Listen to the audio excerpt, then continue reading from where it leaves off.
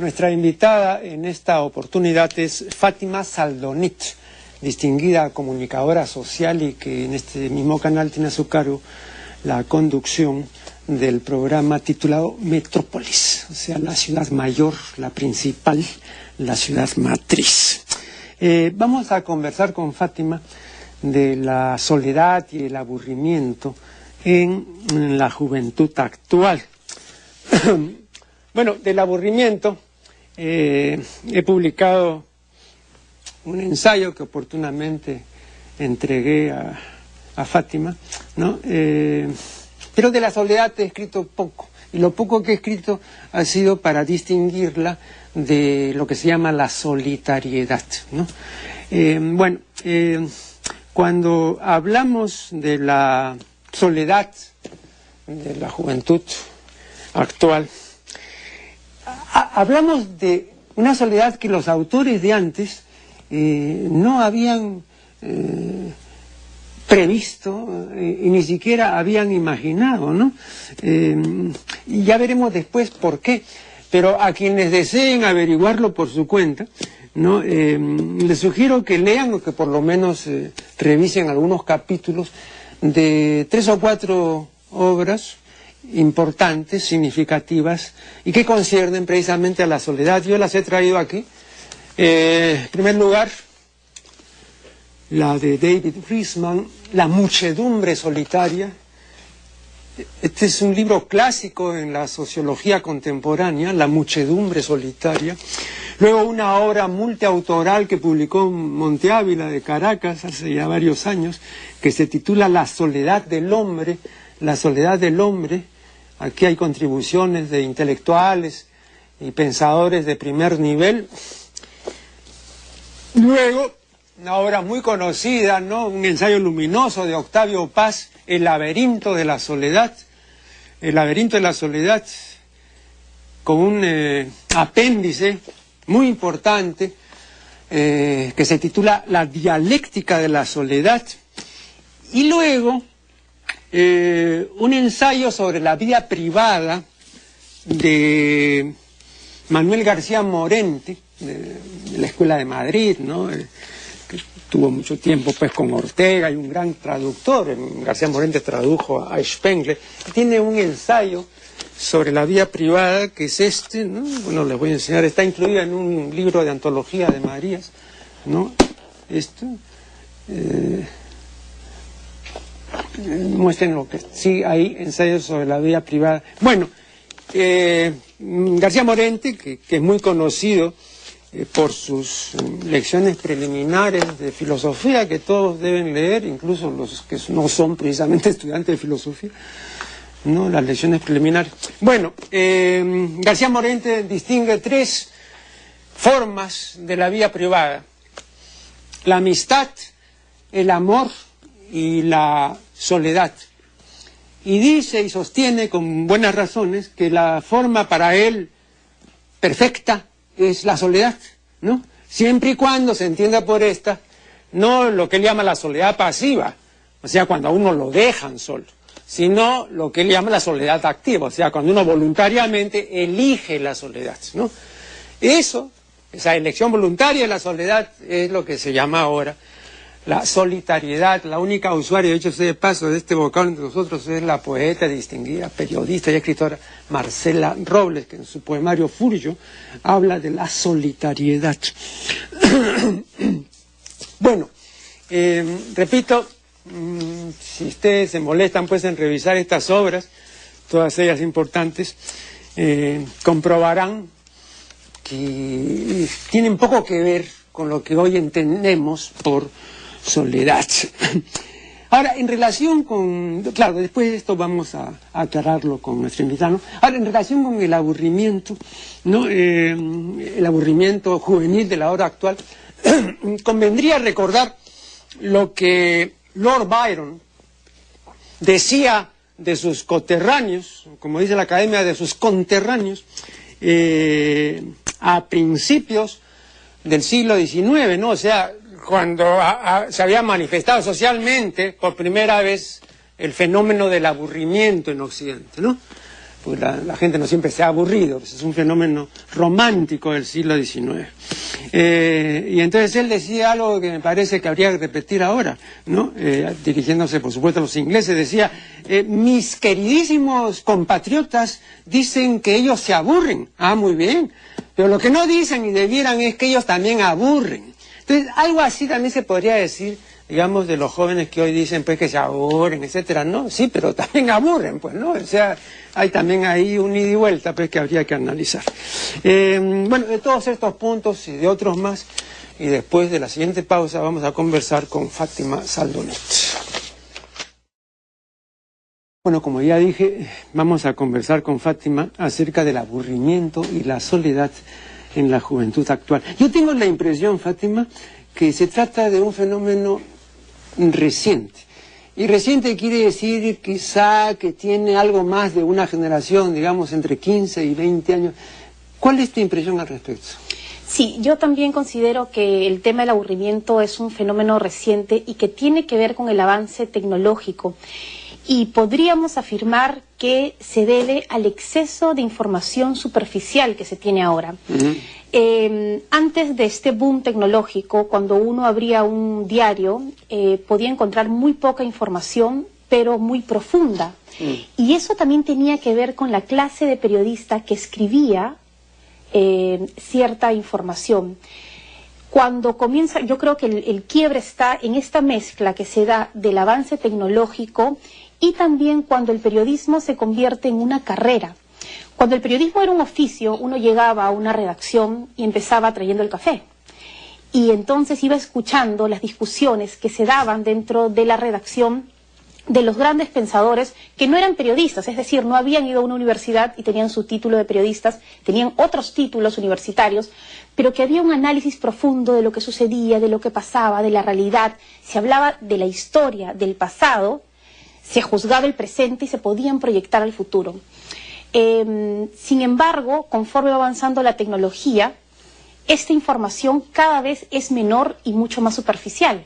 Cuando yo ahora abro un diario... Perdón, pero si no he entendido mal, ¿tú quieres decir que cuando comienza la profesionalización del periodismo aquí, comienza, digamos, la información a ser menos seria o más trivial? ¿Cómo es? No menos seria, pero la tecnología nos está empujando lamentablemente a dar mucha información, información que el ser humano no tiene la capacidad de aceptar a profundidad. Entonces cuando uno estudia la carrera de periodismo, yo he estudiado la carrera de periodismo, ahora nos están enseñando a dar mucha información, muy superficial, pero para que la gente esté bien informada. Yo creo que ahora se están los conceptos tergiversando muchísimo y se cree que nuestra misión como periodistas es informar de muchas cosas a la población para generar opinión pública. Pero cuando no entramos a la profundidad, no podemos generar una profunda opinión pública crítica, donde yo tengo un punto de vista. Y aquí también juega un rol terrible para mí la publicidad. Mucha gente no tiene conceptos claros sobre la realidad, sin embargo la publicidad, sabiendo esto, la utiliza para generar conceptos que a un hombre que no tiene una vocación, que no tiene la capacidad necesaria y que no se da cuenta, le crea y le pone sobre él ciertos conceptos que finalmente este hombre piensa que esa es la realidad y simplemente se está haciendo un hombre para que pueda comprar más. Pero bueno, eso es porque en muchos casos no ha tenido o no tiene de hecho la capacidad, la posibilidad de comparar, ¿no? Yo he dicho más de una vez aquí que hay muchas bebidas gaseosas que tienen muchos años, ¿no? Y todos los que hemos disfrutado de esas bebidas hace 30 años o 40, sabemos perfectamente que lo que se hace ahora con la misma marca no tiene nada que ver con lo que se hacía. Bueno, pero la persona que no ha hecho la comparación por razón cronológica no puede saber que esto que ahora consume es definitivamente inferior a lo que se hacía por la misma firma hace 30 años, ¿no? Entonces está también desarmada esa persona. Sí, porque justamente la publicidad quiere que olvidemos ciertas cosas y que recordemos otras. Es decir, no importa, y eso pasa en una casa con una mamá, ¿no? Una mamá, una madre de familia, para que el mensaje llegue tiene que repetirlo, y lo repite, y lo repite, y lo repite. Y finalmente el mensaje queda en los hijos, en el marido, ¿no? En el caso de la publicidad, no siempre lo que se dice es cierto, ni lo que se repite es cierto, pero sí aquello que yo recuerdo es lo que yo creo que es la realidad. Entonces es súper peligroso porque yo ahorita puedo recordar la marca justamente de esta bebida gaseosa y puedo saber las características, pero de repente no puedo recordar cuándo fue la primera vez que hice algo importante en mi vida. Entonces también hay toda una maquinaria para mí sobre lo que se quiere que recordemos.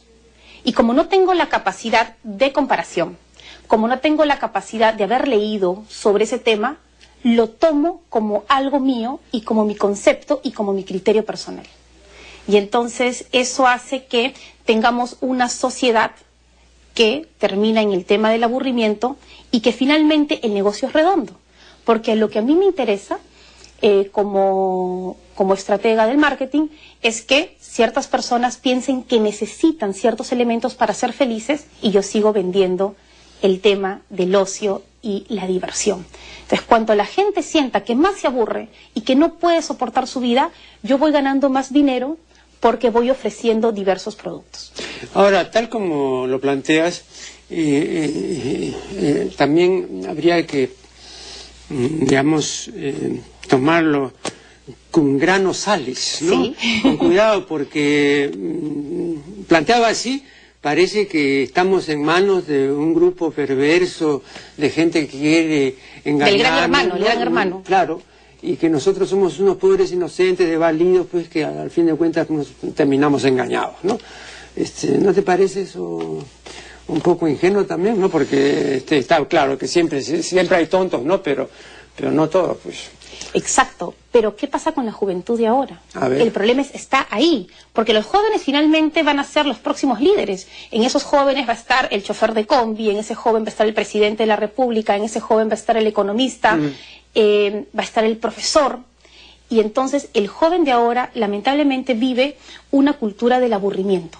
Se aburren absolutamente de todo porque están ellos excitados informativamente, tienen tanta información en sus manos que no pueden llegar a profundizar y se van aburriendo. Por ejemplo, los niños de ahora, hablemos de un niño de 2 años, juega con un teléfono celular que tiene diversos juegos puestos por el padre. Yeah. El padre ya no sabe qué hacer, entonces en el celular, esos teléfonos inteligentes, descarga 10 o 12 juegos infantiles, educativos, que habla de los colores, que habla de la música, de los sonidos de los animales, de la naturaleza, totalmente educativos, y mi conciencia está tranquila ahí, porque no estoy haciendo un juego banal, sino es un juego educativo. Y este niño de 2 años, con ese teléfono inteligente, va jugando, pero al yo plantearle 10 o 12 posibilidades, nunca puede profundizar en una sola.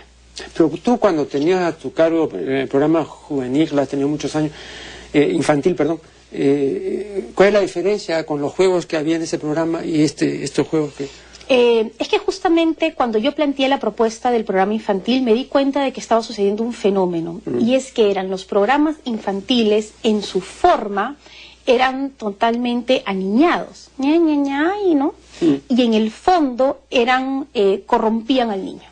Con la clase de juego, no estoy hablando de todos, ¿no? Hablo de algunos. Con la clase de juegos, con la música que se les ponía, con los concursos como la mini estrellita del mes y niñitas muy chiquititas haciendo movimientos femeninos no acordes con su edad.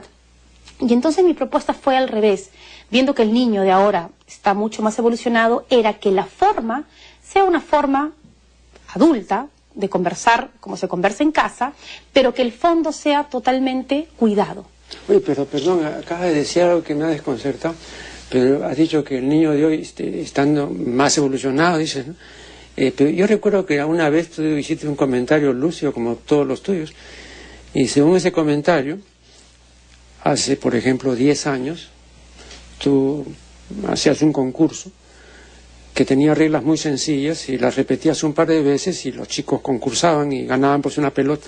Y tú me decías que años después tenías que hacer esas mismas recomendaciones y explicaciones 10 veces. Claro. Entonces hay una dificultad, ya no es que más lúcido, menos. Claro, lo que dicen es que los profesores en las aulas en la actualidad se demoran mucho más en hacer que los niños entiendan alguna teoría que hace 10 años. El niño de ahora pero esto no era teoría, esto eran reglas mínimas. Claro, sí. Claro. Sin embargo, el niño puede entender fácilmente un aparato electrónico, sin leer nada. Ingresa al aparato y puede saber el menú y qué hacer y cómo jugar. Pero cuando se le plantea al niño un juego cara a cara, le cuesta un poco esta sociabilización. Cuando hacíamos el programa infantil a jugar, el planteamiento era hacer los juegos lo más sencillos posible.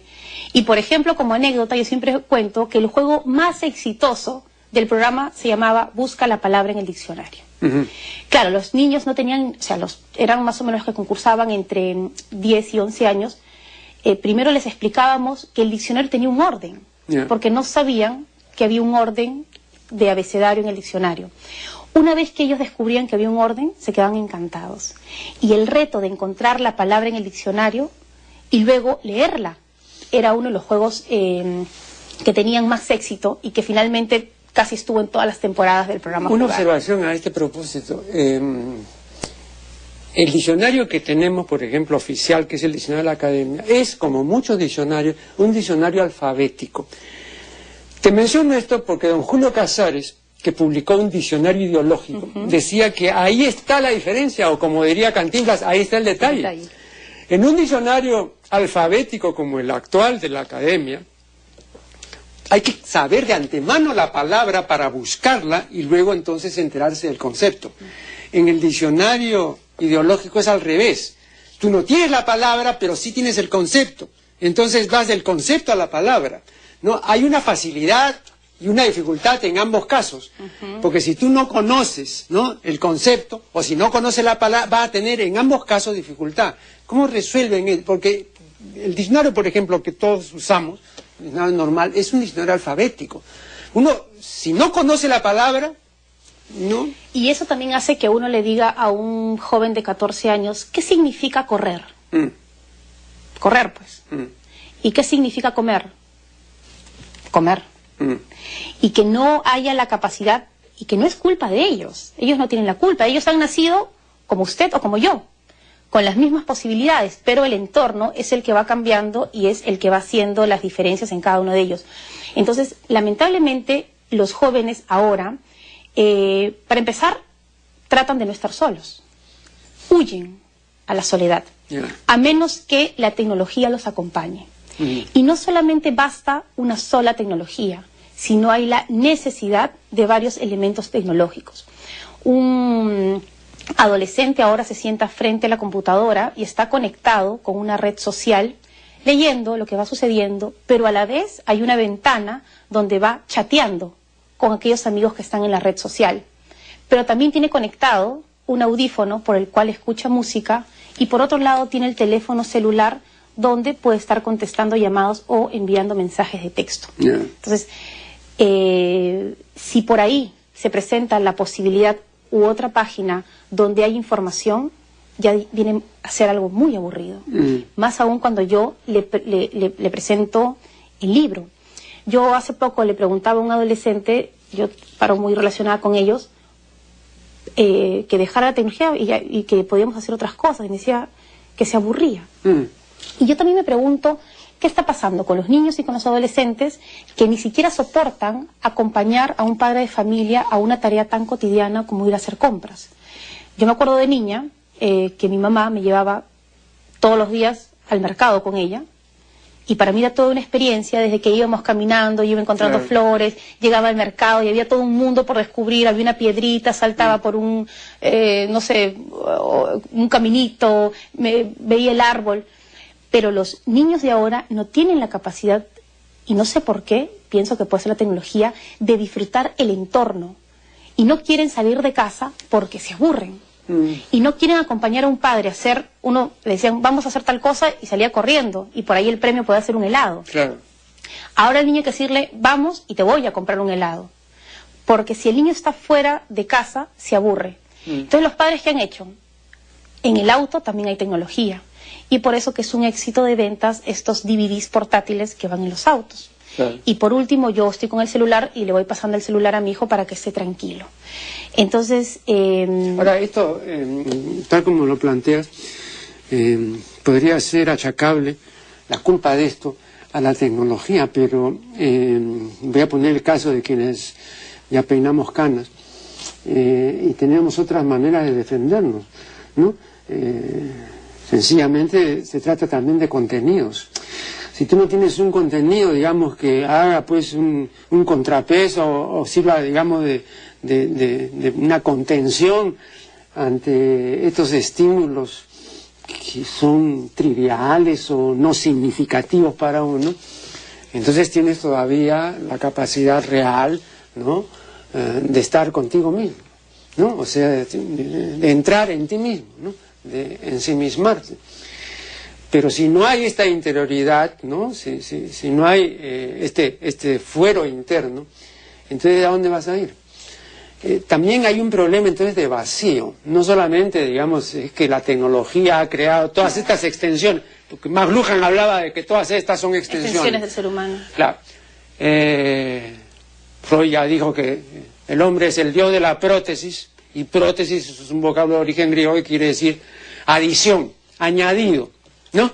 Entonces todo aquello que está añadido, todo aquello que se suma a lo otro, es un elemento protético.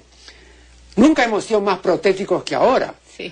Pero el uso de extensiones y el uso de prótesis hace que la persona que las usa sea cada vez más dependiente. O sea, es menos natural, puede ser en muchas cosas más eficiente, pero en general, sin esas prótesis, sin esas extensiones, no es nada. Entonces no hay, digamos, por eso te digo, una dentrura que pueda servirte, ¿no?, para que tú, una vez que ya no puedes afrontar el asunto, bueno, te abstraes, pues, ¿no?, meditas, reflexionas, ¿no? Y ahí justamente está el tema tan importante de la relación madre-niño, porque si nosotros no le enseñamos al niño a utilizar la imaginación y la inteligencia, ese niño después no se va a poder enfrentar a la tecnología, que es lo que usted plantea. Las madres de antes, a la hora de dormir, terminaban los quehaceres de la casa y se sentaban con el niño a cantarle y a contarle cuentos. Así es. Y lo que iba haciendo uno al contarle el cuento al niño era dándole un mundo donde él tenía que imaginar y donde tenía que utilizar la inteligencia al hacer preguntas sobre esta historia, y donde el niño, cuando uno le cambia los elementos en el cuento, hacía retroceder, y lo hace, a la madre, ¿no? Porque tienen una inteligencia muy pendiente de estos detalles. Pero ahora, y lo dice Giovanni Sartori en su libro Homo Videns, ¿qué pueden pretender las sociedades, los padres y los maestros con los niños si desde que nacen los ponen frente al televisor? Y el televisor se ha convertido en la gran niñera. Claro, las madres trabajan 12, 14 horas, llegan muy tarde a casa, algunas madres no acuestan a sus hijos, algunos padres no lo hacen tampoco, y entonces el televisor se ha convertido en la niñera perfecta, que obviamente por la rapidez de este medio y por los colores, el niño se queda pegado y no hace nada y no molesta. Pero lo que estamos haciendo ahí es que luego no puedan enfrentarse, ni puedan criticar, ni puedan usar correctamente la tecnología. Porque un niño de meses enfrentado a una pantalla con imágenes que no son adecuadas para él, e incluso las que son adecuadas para él tienen un lenguaje visual que no puede recibir ni está preparado un niño recién nacido. Entonces la pregunta es saber qué hacemos con los padres también. Claro, ahora, antes de pasar al corte, ¿no?, estaba recordando las madres que antes efectivamente contaban cuentos y todo, y cuando el chico no podía dormirse, tú recuerdas que lo amenazaban con la presencia del cuco, ¿no? Le decían, si no va a venir el cuco, ¿no?, tienes que dormir. Y recuerdo que el repelente niño Vicente, que era un personaje que se había creado en España, ¿no?, y que viene a ser el equivalente del niño agrandado Jaimito, ¿no? Y entonces un día también hacía el repelente niño Vicente, pues, la madre dice, ya, duérmete, no, pues, cuidado que va a venir el cuco. Entonces el repelente niño Vicente le dice a su mamá, ¿el qué? ¿El cuco? Pero mamá, el yo desprovisto de su ectoplasma no existe. Por favor, retírate. Vamos a hacer acá un siguiente corte y ya regresaremos. Estamos dialogando con Fátima Saldonit. Bueno, hasta ahora los colores que estamos usando son bastante sombríos, pero creo que son bastante reales. No se trata de dorar la píldora, ¿no? Creo que es así. No hay que aguar las cosas, ¿no? Por ejemplo, en el caso de la mujer, y recientemente se ha celebrado el Día de la Mujer, ¿no? Se habla de la violencia contra las mujeres, de los medios que habría que poner por obra para corregir siquiera parcialmente esta violencia, etcétera. Pero yo tengo la impresión de que no se avanza significativamente, tal vez algo se avance. ¿Qué impresión tienes al respecto? ¿Y por qué esta persistencia de la violencia con respecto a alguien a quien por otra parte se encomia y se realza, digamos, ya pero por otras razones o sin razones? A ver, 2 puntos. Por un lado, yo creo que la sociedad cada vez es más cruel con la mujer respecto a las exigencias. Finalmente todo también es un negocio. Todo lo que yo le exijo que la mujer sea, le da dinero a ciertos grupos. Y por otro lado, pienso que hay una necesidad de destruir también a la mujer en todos los conceptos familiares. ¿Por qué? No lo sé, siempre me lo pregunto. Cuando yo veo la publicidad, siempre, aparte de que la mujer tiene que ser linda y maravillosa, tiene que romper con todo aquello que lo hace femenina. Entonces, para mí es una incoherencia. Vamos por partes. La publicidad nos vende que la mujer ahora no solamente tiene que ser una gran profesional, tiene que gastar en una universidad y en un título. La mujer no solamente tiene que ser una buena esposa, es decir, atenta a las necesidades del marido. La mujer tiene que ser una buena madre, y hay muchos centros psicológicos donde me pueden asesorar en cómo ser una buena madre. La mujer tiene que ser una correcta ama de casa, y la publicidad me dice que para ser una correcta ama de casa debo comprar más y más elementos para ser exitosa en este punto. Y es imposible. O sea, una mujer... la Mujer Maravilla. Claro, y además que nos venden un mundo de ficción, por ejemplo el caso de las telenovelas, donde hay una mujer muy elegante cocinando, ¿no? Entonces, y luego se lava las manos y se va a un cóctel ella, y los hijos son felices. Y entonces siento que lo que está pasando ahí es que nos están vendiendo un mundo ideal, tanto en el tema del matrimonio, con lo que vemos, y de las profesiones. Ahí me comentaba un profesor de medicina que hay muchos jóvenes que ingresan ahora a las facultades motivados por las series de televisión americanas, que hay ahora muchos programas de estos casos de investigación donde, por ejemplo, hay médicos forenses, ¿no? Y se ven estas series a los doctores forenses abriendo o analizando un cuerpo lindo. Y a la hora que llegan a la facultad y ven un muerto realmente, no es este muerto tan bonito que ven en la televisión. Eso también siento que está sucediendo con el tema del matrimonio y con las mujeres. Como estamos viviendo esta sociedad no solamente del aburrimiento, sino también de los placeres, las parejas se van reuniendo para sentir simplemente placer. Entonces el placer está en ir al cine y ver la película que sea la más divertida. Si esa película es un poco densa, nos vamos del cine. El placer está en ir a comer y que la comida cubra mis expectativas y no analizar más allá del momento que estamos viviendo o de compartir este lugar entre los dos. Y entonces esta mujer también va llegando con ciertas expectativas, y creo que los hombres también, por ejemplo, el matrimonio, y el matrimonio no es eso. Y además, no solamente que no es eso, este mundo ideal, romántico, donde se despiertan y dicen buenos días, mi amor, ¿no?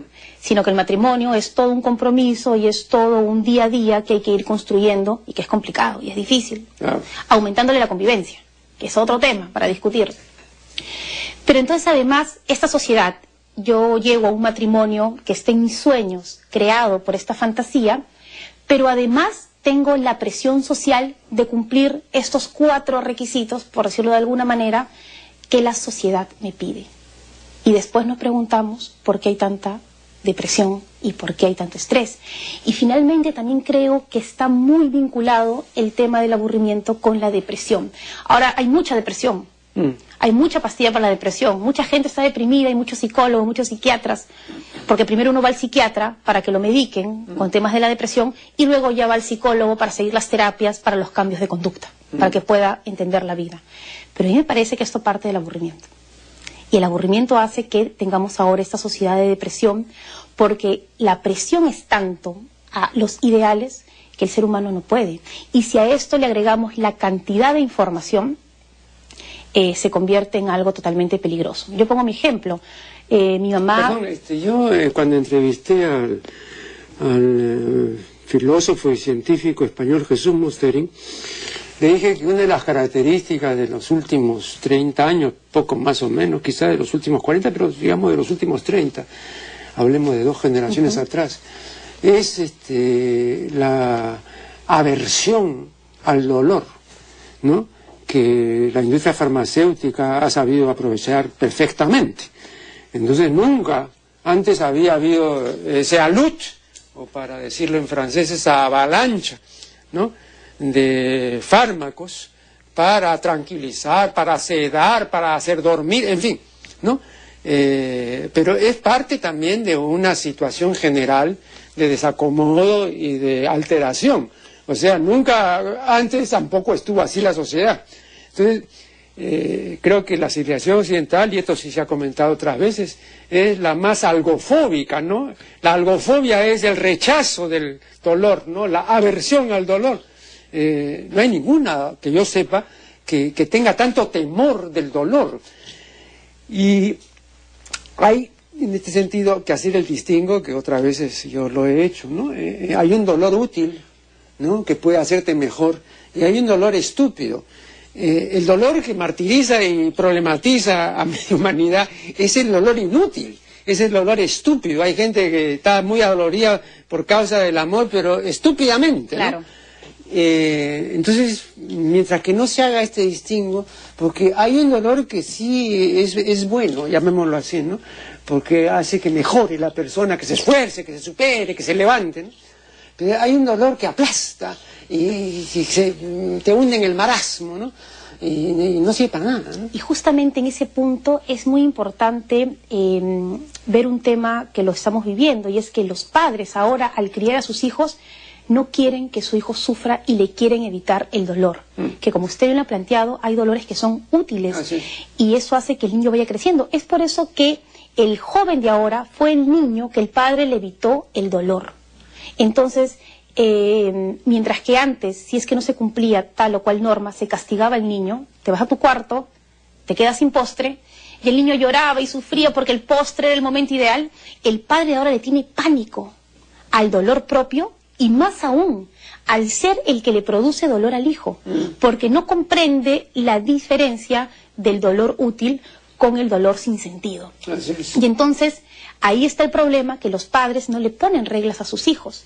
Si el niño quiere ver televisión hasta la 1 de la mañana, pobrecito, es que, ¿no?, voy compensando mi falta de calidad de crianza, de cantidad, perdón, de crianza, y lo dejo que vea televisión. Si no quiere almorzar y quiere un dulce, le doy el dulce, porque pobrecito, no lo voy a castigar. Y no nos damos cuenta que los niños necesitan reglas y amor. Necesitan que haya disciplina con afecto. Y necesitan, para ser personas exitosas, que haya una rutina que no se rompa. Pero perdón, cuando tú dices que necesitan amor, bueno, eso lo he oído de muchos terapeutas y de muchos psicólogos, pero puede ser un círculo vicioso, ¿eh? Porque tú no puedes pedir que dé amor a alguien que no puede darlo. Correcto. O sea, hay también... No lo conocí. Claro, entonces a una pobre señora que está con 3 y 4 hijos y con 20 problemas diarios, decirle pues que le profese amor a los hijos, ella pues demasiado, ¿no? Creo que también ahí hay que... Pero justamente la tecnología y los avances nos deben de servir para hacer estas llamadas de atención. Si yo no conocí el amor o yo no conocí el afecto, la tecnología y los avances me permiten saber que eso puede afectar a mi hijo. Cuando uno ve muchos casos, por ejemplo, laborales de inseguridad de gentes, y en todos los talleres de liderazgo y motivación, siempre se ve que fueron niños que no recibieron afecto. Y el afecto no es estar besando al hijo todo el tiempo. El afecto es sirviéndole un plato de comida y sentarse a escucharlo. El afecto es acompañarlo a dormir. El afecto es decirle, no, te vas a tu cama. O sea, el afecto no solamente entendido como las demostraciones exageradas de cariño, ¿no? Sino de acciones que hacen que este niño sea seguro. Ahora, habría también, antes de entrar en el último corte, habría que hacer también un distingo, ¿no? Y es que hay muchos casos, y entre los grandes creadores en todos los órdenes de la existencia, ¿no? Hay muchos casos de creadores que no han tenido una niñez ejemplar, que han sido maltratados, que no han recibido afecto y todo, y eso no les ha impedido ser grandes creadores, ¿no? Entonces el hecho también de no recibir esa cuota nutre también claro, de experiencia para... Pero se podría mencionar muchísimos casos, ¿no? De gente definitivamente alterada, pero que ha sido genial, ¿no? Entonces habría también que restringir el concepto. Bueno, hacer una última detención en el camino y ya volveremos. Estamos dialogando con Fátima Saldonich, nuestro cuentista Julio Ramón Ribeiro. Decía que en relación con la pareja, con la elección de pareja y con la pareja ya propiamente constituida, cometíamos todos un gran error, aunque él dice que ya no lo cometía, y es exigir a nuestra pareja más de una cualidad. Él decía, si somos razonables, ¿no?, debemos exigirle una sola cosa que haga bien y que sea remunerativa en ese sentido, pero no 20 cosas, porque en primer lugar eso no existe, ¿no? Y tampoco nosotros somos ejemplo de ello. Entonces tenemos que ver las carencias y todo, ¿no? Y esto me recordaba una observación que me parece muy buena de Eduardo Zamacuá, del famoso escritor español, y que me parece a mí una verdad completa, ¿no? Dice, el amor no es ciego, el amor es présbita, porque solo ve bien cuando el objeto se aleja. Bueno, y es cierto, pues, pero de cerca no ve bien, ¿no? Entonces, tiene, digamos, esta presbicia, ¿no? Y cuando está cerca el objeto no ve bien, y comienza a distinguirlo cuando se aleja, ¿no? Entonces igual, de cerca nosotros no distinguimos, sobre todo si se produce el fenómeno del enamoramiento, no distinguimos los defectos, ni los errores, ni las incompetencias. Pero en la medida en que se va alejando el objeto de nuestro afecto, sí distinguimos. Entonces hay una presbicia, pero no hay una ceguera. Sí, pues por eso dicen muchos que hay que casarse con alguien que uno pueda conversar, ¿no? Más allá de... Bueno, eso decía Nietzsche. Sí. Nietzsche decía, recomendaba eso, porque la mayor parte del tiempo se va conversando. Se va conversando. Y es verdad, lo que pasa es que también las parejas se aburren. Están juntos y se aburren. Y se aburren porque entran a una relación pensando que el placer va a ser el eje central de toda la relación de pareja, el eje central de la convivencia. Pero ¿cómo vivimos en placer absoluto durante la convivencia de dos personas? Eso no existe. Oye, pero ¿tú no crees que el asunto comienza? Bueno, pero la práctica no es tan antigua, posiblemente tiene máximo un siglo, el hecho de dormir en el mismo cuarto y en la misma cama, ¿no? A mí me parece, siempre lo he dicho, un completo error. Completo. Es romántico. No, pero es un completo error porque, bueno, como decía Fernando Díaz Plaja, yo quiero elegir el momento en que voy a estar con el otro o con la otra, pero no voy a estar pues 24 horas ni tampoco 8 horas en la noche seguido, no al lado, no, pues cuando yo lo decida. Y al revés, cuando ella decida lo mismo, pues estaremos, ¿no? Entonces a ver si coincidimos. Pero el otro es una imposición, de hecho, ¿no? Bueno, pero además no es una práctica antigua, es una práctica que comienza, como digo, hace unos 100 años, ¿no? Pero ahí comienza el error. A mí me han dicho razones tan estúpidas como que en invierno es mejor porque te abrigas y en verano, ¿no? Pero, ¿sabes por qué menciono esto? Porque yo tengo un ensayo que creo que te lo di, no sé, pero si no te lo puedo entregar, que se titula ¿Cuántas horas diarias es soportable un ser humano? Entonces esa pregunta hay que hacérsela en relación con la pareja de uno.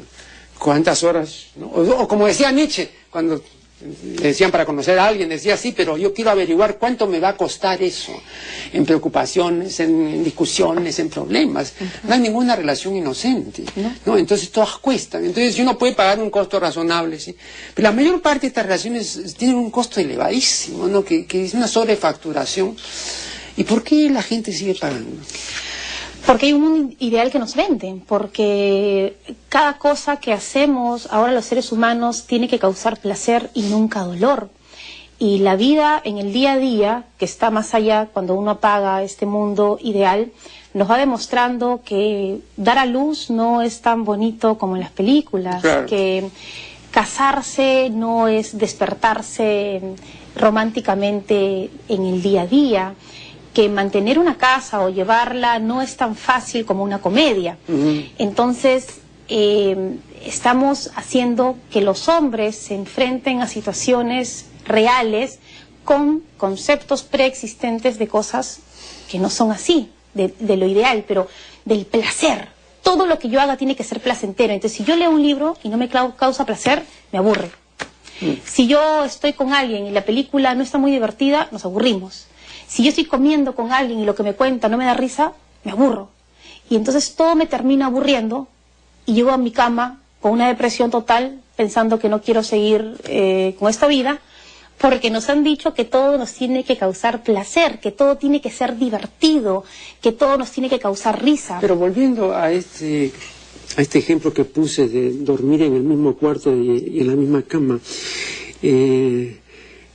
yo no creo que las mujeres, y los hombres también, ¿no? Pero sobre todo las mujeres sean tan tontas de creer que eso es así, o es que llega el nivel de tontería a un nivel tan grande que terminan creyéndolo, ¿no? Yo recuerdo una vez que me hicieron una entrevista, una revista, creo, si no me equivoco, la revista Cosas, era, y una periodista muy inteligente me hizo una buena entrevista, y al salir estábamos en casa de la psicoterapeuta Cristina Portocarrero, y nos contó que pensaba casarse a fin de año. Y recuerdo entonces que entre chanzas y veras, así bromeando, le dijimos, bueno, pero supongo que ya habrás pensado pues no meterte en la misma cama con el fulano, ni menos en el mismo cuarto, ¿no? Y todavía conté así chistosamente lo que contaba a Guillermo Yacosa, ¿no? Todavía lo recordaba, ¿no? Al abuelo y a la abuela, ¿no? Porque él dormía en un lado, en un cuarto anexo, y entonces decía que en las noches iba el abuelo, tocaba la puerta de la abuela, y la abuela le decía, ya vienes a molestarme, fuera de acá. Pero contaba esto para indicar que dormían separadamente, ¿no? Y entonces hablamos sobre la inconveniencia, pues, de eso, ¿no? De dormir en la misma cama y estar en el mismo cuarto. Y la chica cambió completamente, el rostro se quedó demudada, y dijo, pero yo pensaba hacerlo.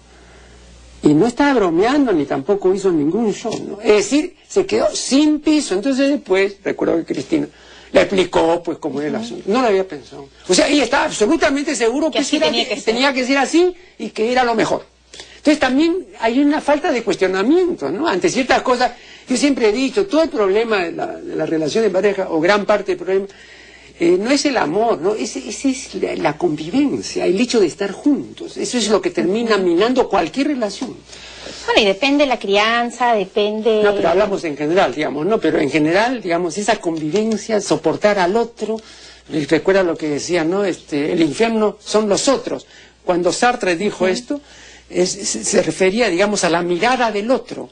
El infierno para Sartre es la mirada del otro, que te vigila, que te escudriña, que te investiga, ¿no? Entonces tener ahí a un vigilante, a un detective, a un tipo ahí, es terrible, ¿no? Es difícil, la convivencia ya, aceptarse uno mismo con sus defectos, con sus virtudes, es muy complicado. Aceptarse y enfrentarse al otro diciéndole, mira, estos son mis defectos, y aceptar esa convivencia con los defectos del otro también es una situación sumamente complicada. Pero me parece muy llevadera antes que ahora, donde nos dicen que esto no debe funcionar si es que no hay placer. Yo creo que las nuevas generaciones deben entender que no todo debe ser resuelto a través de manera visceral, ¿no? Ahora yo decido las cosas en mi vida a través de las vísceras, ¿no? Si en este momento lo siento o no. Y justamente la cultura del aburrimiento está haciendo eso, ¿no? Que esas grandes decisiones que estamos tomando no sean razonadas, sino sean llevadas por el momento, por lo que yo pienso. Yo comenté recientemente, muy recientemente aquí, un artículo muy interesante que se publicó en la revista de la Universidad de San Martín de Porres, una revista que se llama Liberávit.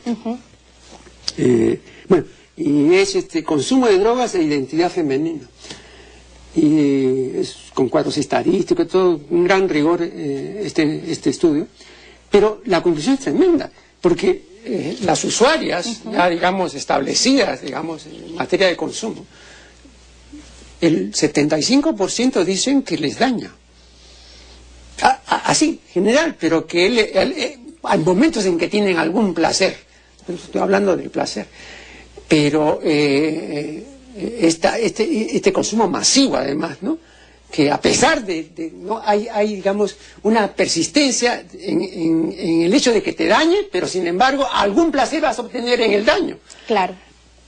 O sea, digamos, es un suicidio violento, ¿no? Es por eso que hay que pensar, y justamente estas conversaciones sirven siempre para parar un poquito y pensar en el futuro, y es decir, decirle a los padres que es muy importante que les canten, que les cuenten a los niños, que es muy importante que pongan disciplina a la hora de criar, que no hay que tenerle miedo al dolor, que hay que enseñarle a los niños que existe un mundo más allá de lo tecnológico y que finalmente esa es nuestra responsabilidad a tener un niño y también de los educadores. La tecnología no es mala, la tecnología la ha creado el hombre y debe de servir para que el hombre la utilice y no para que sea al revés. Y este aburrimiento finalmente siento que se está dando por la cantidad de información superficial que tenemos y que no estamos capacitados para poder entrar a profundidad a cada uno de ellos. Lamentablemente en las escuelas de periodismo se les enseña a los alumnos a informar mucho de manera muy rápida, ¿no? Y de agarrar un texto y buscar 4 cositas en internet, pegarlas y dar ya la información. Y entonces, mientras me cuentan de las Torres Gemelas, sin profundidad, sin antecedentes, sin consecuencias, ya me están hablando sobre otro problema que se da en otra parte del mundo.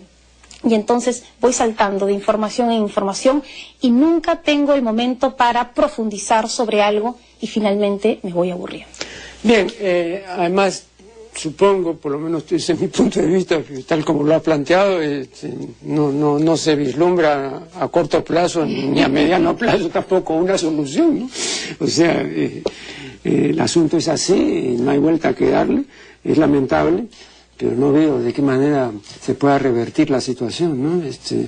Hay una dificultad esencial ya, la publicidad, el negocio, las transnacionales y la misma estupidez, porque todo este orden de cosas genera estupidez. Y como lo dijo muy bien Jean-Paul Sartre, el gran peligro de la estupidez es que es opresiva. La estupidez es un arma que tiene el sistema para evitar que la gente piense y para evitar que reflexione y se dé cuenta. Entonces es peligroso que se dé cuenta, entonces hay que hacer que la gente sea más estúpida, ¿no? Y eso me parece, bueno, muy serio, pero será motivo ya de una siguiente reunión o una próxima reunión con nuestra ilustre invitada, a quien agradecemos muy sinceramente. Con ustedes será hasta el siguiente programa.